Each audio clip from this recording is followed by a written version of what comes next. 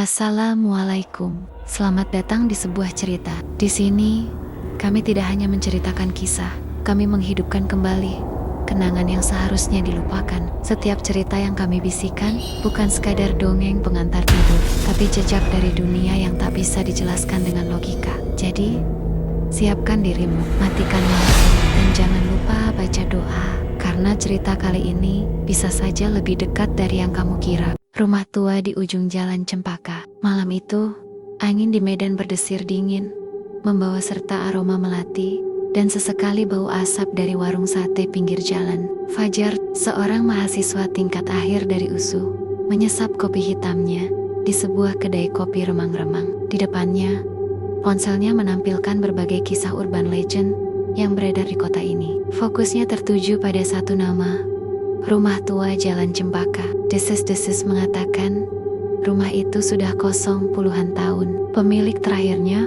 konon, meninggal secara misterius, dan sejak itu tak ada yang berani menempati. Banyak cerita tentang penampakan, suara tangisan, bahkan bayangan hitam yang sering melintas di gendela-gendela yang pecah. Bagi Fajar, yang selalu penasaran dengan hal mistis, ini adalah tantangan yang sempurna. Kau serius mau ke sana, Jar? Tanya Rio, teman dekatnya, yang selalu pesimis dengan idiot gila Fajar. Itu rumah sudah banyak makan korban loh. Jangan cari mati. Fajar hanya tersenyum tipis. Cuma mau lihat-lihat aja, Ri. Lagi pula, ini kesempatan buat nambah bahan skripsi tentang mitos urban. Kilahnya, meskipun jauh di dalam hatinya, rasa penasaran lebih mendominasi daripada niat akademis. Jam menunjukkan pukul 11 malam.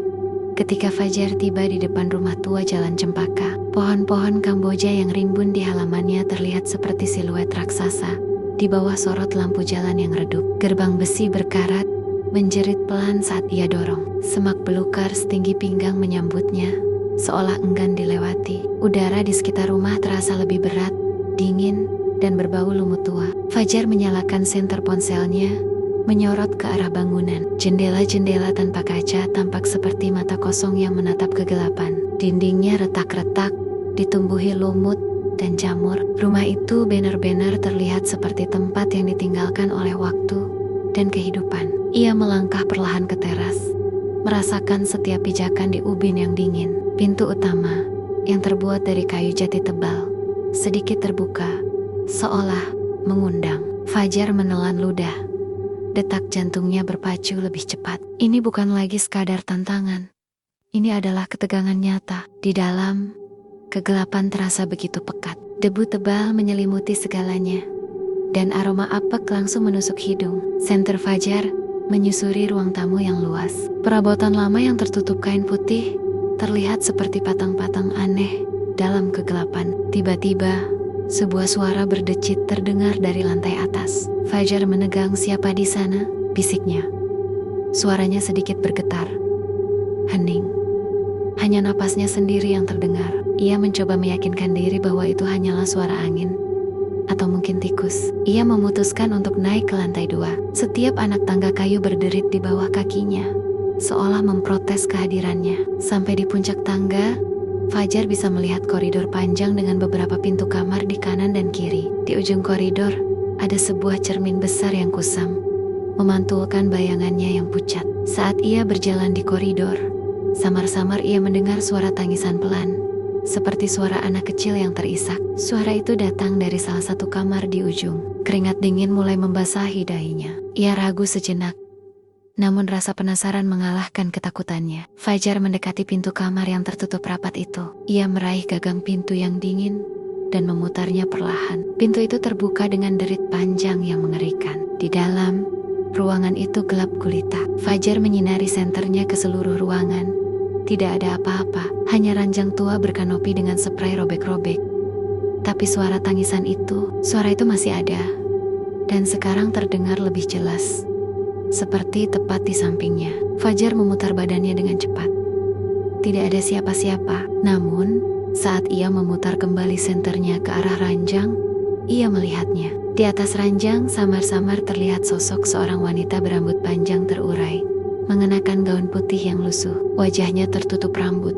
Namun Fajar bisa merasakan aura kesedihan dan kengerian yang terpancar darinya. Wanita itu tampak duduk meringkuk, dan dari balik rambutnya, suara isakan itu semakin jelas terdengar. Fajar membeku di tempat. Otaknya memerintahkan untuk lari, tapi kakinya terasa terpaku di lantai. Sosok itu perlahan-lahan mengangkat kepalanya. Fajar melihatnya. Dua mata hitam pekat, tanpa pupil, menatap lurus ke arahnya. Wanita itu tidak memiliki hidung. Hanya dua lubang hitam di wajahnya yang pucat. Bibirnya tertarik membentuk senyum mengerikan, memperlihatkan deretan gigi yang runcing dan menghitam. Suara tangisan itu tiba-tiba berubah menjadi kekeh mengerikan yang bergema di seluruh ruangan. Wanita itu mulai bergerak, melayang perlahan mendekati Fajar. Setiap gerakan terasa begitu lambat, namun setiap detik terasa seperti selamanya. Fajar berteriak.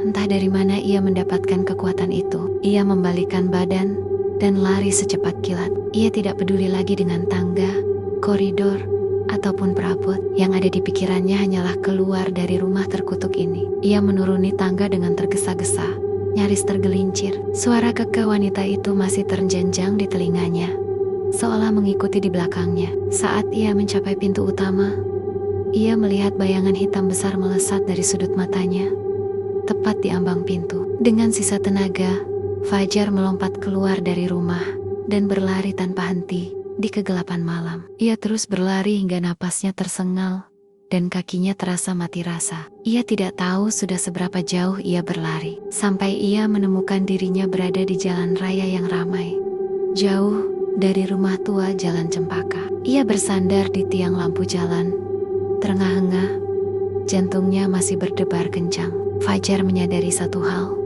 Ia tidak pernah lagi ingin berurusan dengan hal mistis. Rasa penasaran itu telah membawanya ke ambang batas kewarasan. Sejak malam itu, Fajar tidak pernah lagi menyebut nama rumah tua Jalan Cempaka. Setiap kali ia melewati jalan itu, ia akan selalu memalingkan wajah. Dan terkadang, di malam hari yang sunyi, ia masih bisa mendengar kekeh mengerikan itu bergema di kepalanya, mengingatkannya pada kengerian yang pernah ia temui di balik pintu kayu yang terbuka di ujung Jalan Cempaka.